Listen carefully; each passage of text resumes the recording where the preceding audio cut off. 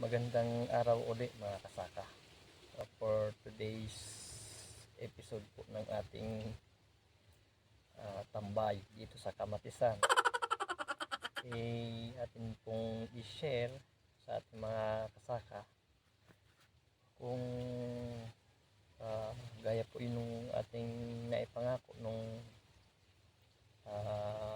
nakaraang video, ay ipapakita po natin kung paano po tayo mag-trim at mag-prune ng ating mga kamatis. So ayan po, dahil malapit na po mag-harvesting, so kinakailangan na din po natin mag-trim. So ang ginagawa po natin, gaya po dito, yan po, nagtanggal po tayo ng mga dahon dito sa baba, mula po dito sa pinakababa. Dito po, lalo po yung mga magugulang na dahon at mga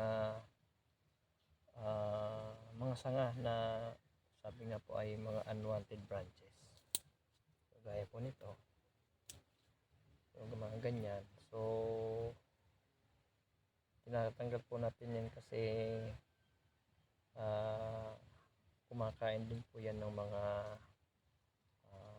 nutrients galing po sa lupa. So nakakabawas pa din po yun sa pagpapaganda ng bunga ng ating kamatis po. Yan po yung tinatanggal natin, yung mga magugulang na dahon at mga sanga na halos hindi naman po magbibigay sa atin ng magandang bunga. So tinatanggal na po natin. At yung mga magugulang na dahon, yun po ay tinatanggal na natin. Kaya po yung mga magugulang na tinatanggal na po talaga yun. Wala. So ang purpose po ng ating pag-pruning at pag-itim ay unang-una po, maalwan po sa ating galaw at yung sirkulasyon po ng hangin. Yung sirkulasyon po ng hangin ay maganda.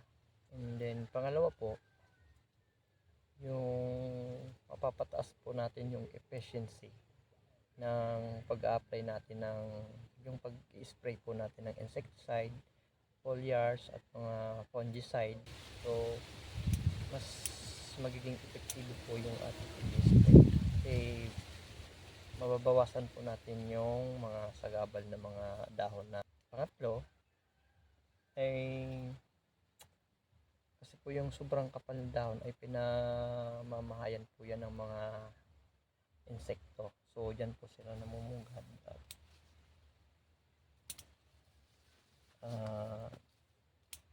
halos hindi po sila matamaan pagka nag-a-apply po tayo ng insecticide. Pangapat, dahil kung bakit po tayo nagbabawas ng mga dahon ay para po yung concentration po ng mga nutrients, mga pataba ng ating kamatis ay makapag-concentrate na po sa pagpapaganda po ng bunga niya. So yung mga magagandang dahon na lang po ang ating tinitira para po sa pagkain ng kamatis. And then yung concentration po mapupunta po dito sa pagpapaganda po, dito na po ay pagpapatimgas ng ating mga bunga. And then lastly, siyempre po sa ating mga farmers mahalaga din po yung kagandahan po kapag tayo ay maglalakad at titingnan po natin yung ating mga tanim na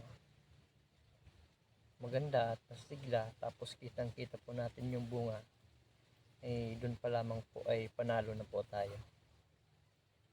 So yun po ang mga purpose at mga dahil natin kung bakit po tayo nag-trim at nagpo-prune ng ating mga kamatis.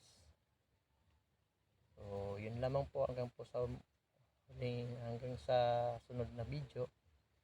Maraming salamat po.